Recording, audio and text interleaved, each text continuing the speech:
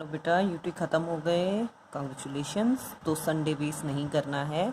आज की ये वीडियो देख लीजिए और इसके notes it must keep in mind that you have to prepare your notebook. ठीक है, आप ये बिल्कुल मत सोचिए कि आप कोई पीडीएफ फाइल निकाल देंगे और उससे आपका काम चल जाएगा, कि आप प्रिंट आउट ले लेंगे। You have to make your own notes. Okay, ध्यान से देख लीजिए वीडियो को और फिर पीडीएफ फाइल जो आपको सेंड की जाएगी उसके बेसिस पे अपने नोट्स बना लीजिएगा। संडे जो है आपका वो वेस्ट नहीं होगा। सी नेक्स्ट हमारा चैप्टर है anatomy of flowering plant. Unit second का सेकंड चैप्टर है और सीक्वेंस में आपके एनसीईआरटी सीक्वेंस में चैप्टर नंबर 6 है एनाटमी ऑफ फ्लावरिंग प्लांट। जैसे मॉर्फोलॉजी का मतलब था आपके पास आउटर स्ट्रक्चर की स्टडी, एनाटमी का मतलब है इंटरनल स्टडी। जैसे ये मेरा हाथ, ठीक है, आपने देख लिया कि 5 उंगली हैं, ठीक है, और पाम रीजन प्रेजेंट है।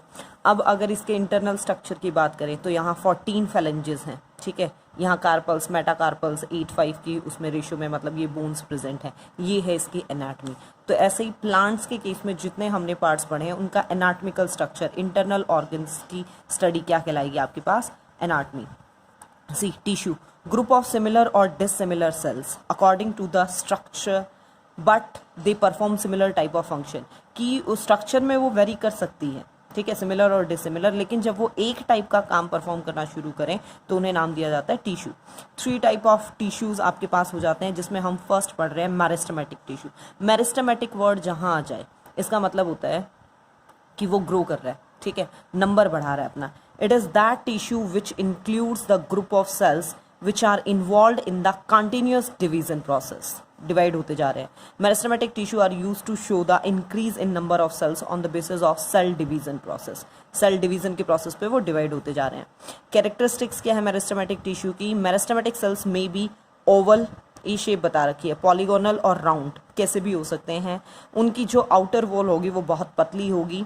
उनके अंदर कोई रिजर्व फूड मटेरियल नहीं होता।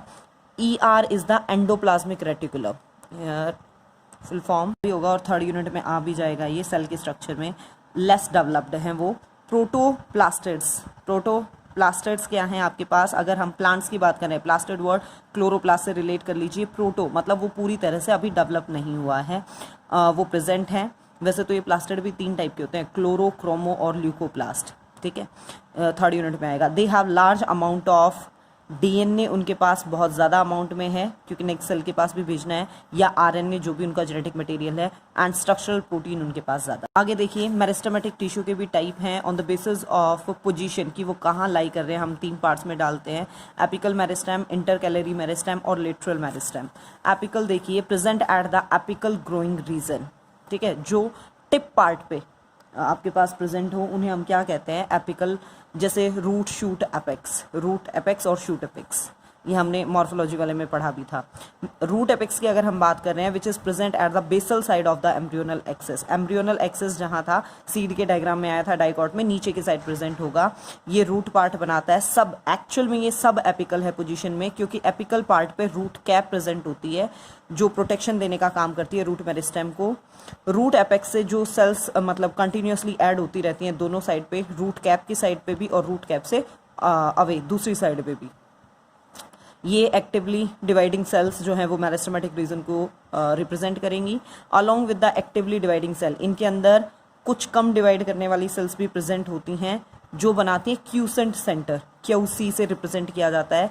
Actively dividing cells have large amount of DNA, RNA, structural protein उनमें ज़्यादा होता है, और जो क्यूसेंट सेंटर वाली है उनमें कम होता है।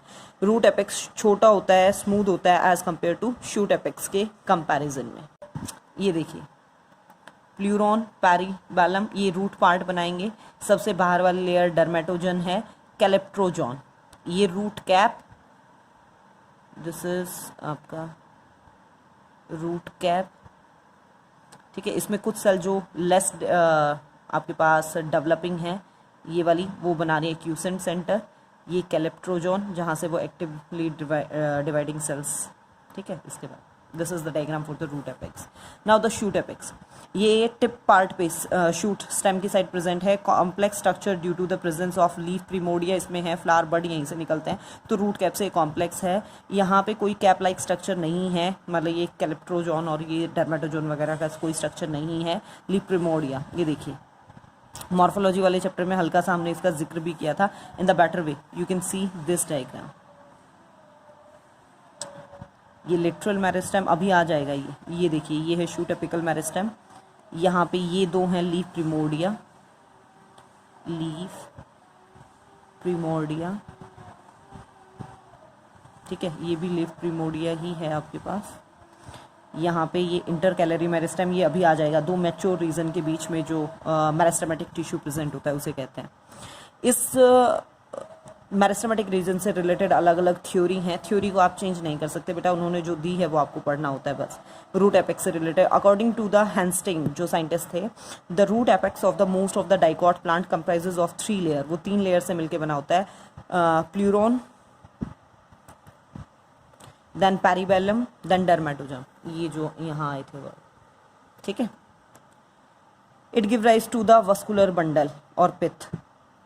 Vascular bundle xylem phloem, pith part जब हम इंटरनल स्ट्रक्चर डिटेल में पढ़ेंगे तब आ जाएगा, अभी कंफ्यूज ना होइएगा।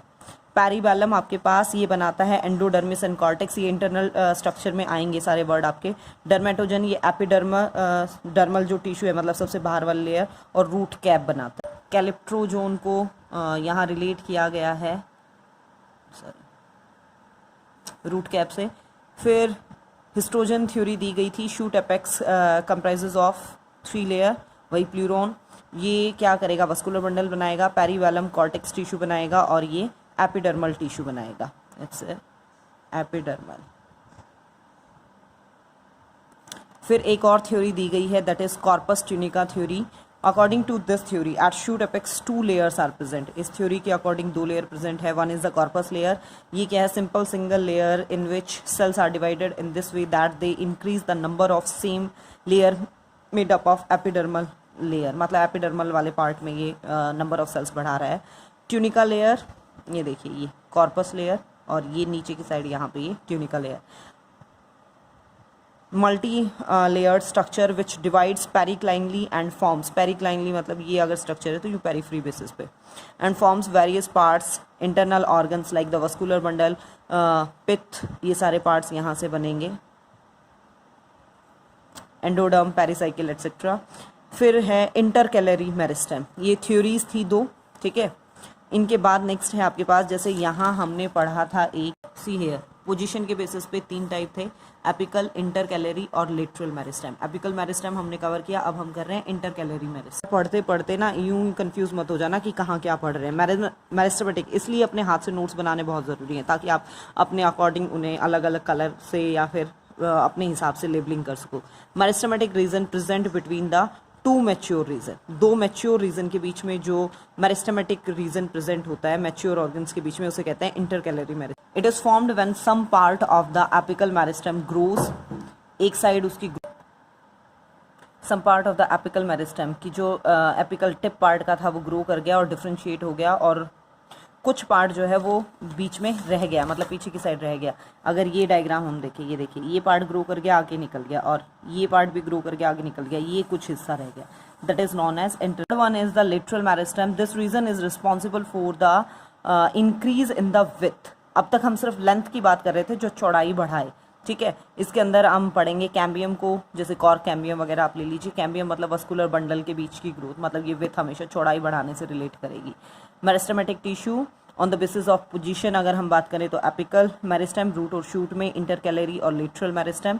On the basis of origin, जो अब हम आगे पढ़ेंगे आपके, pro meristem, primary meristem, secondary. On the basis of function, protoderm, cortex और प्रोकैम्बियम। ये हमें पढ़ना है, ठीक है। ये हम कवर कर चुके, ये अब हम कवर करेंगे।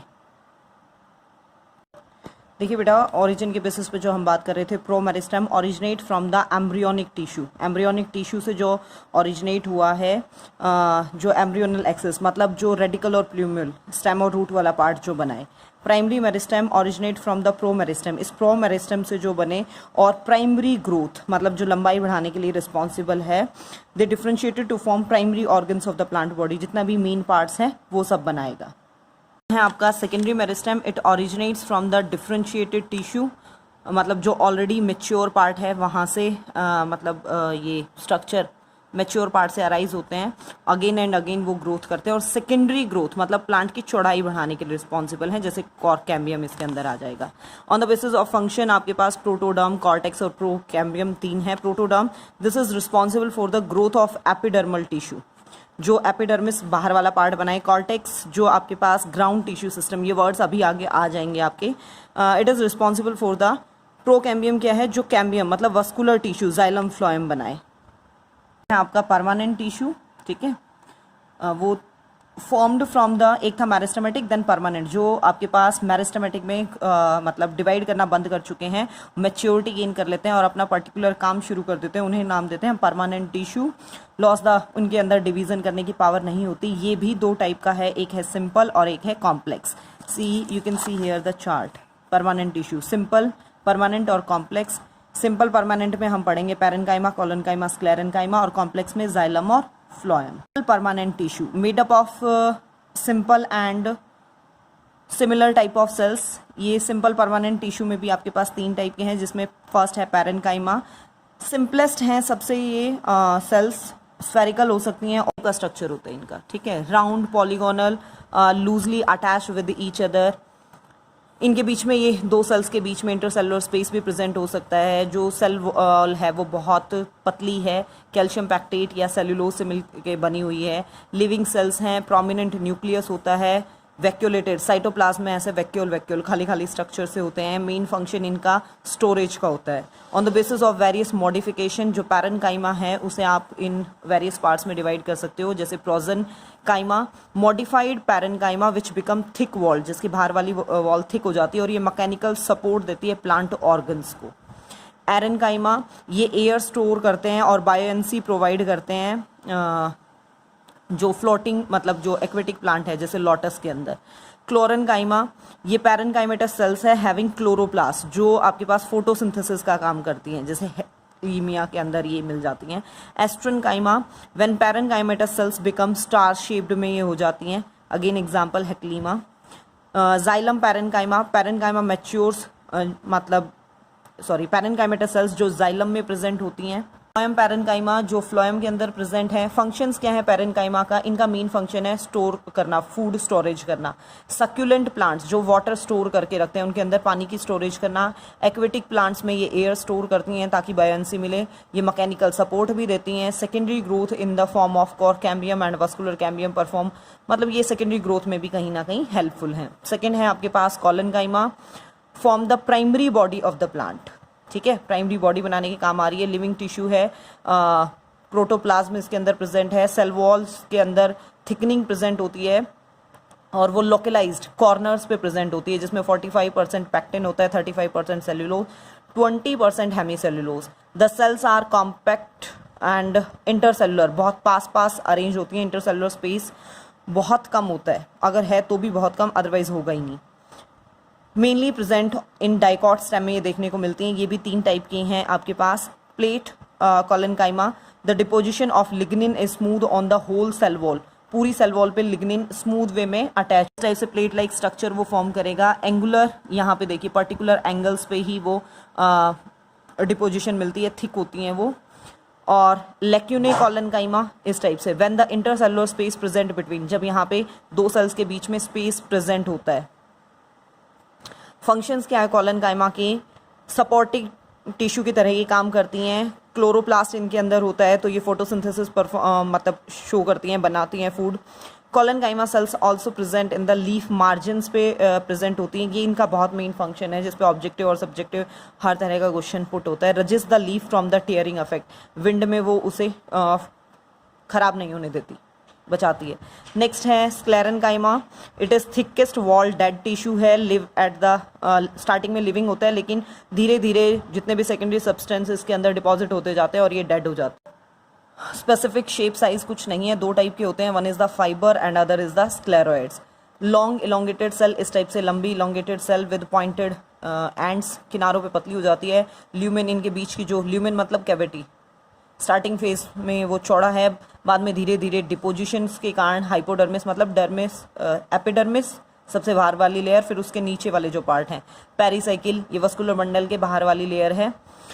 वो सब उसके मतलब उन लेयर्स में वो डिपोजिशन शुरू हो जाती है, तो ल्यूमेन कम होना शुरू हो जाता है। Sclereids short having extremely thick lignified walls, बाहर लिग्निन की डिपोजिशन है, present in hard part of the plant, सिर्फ हार्ड पार्ट में देखने को मिलता है।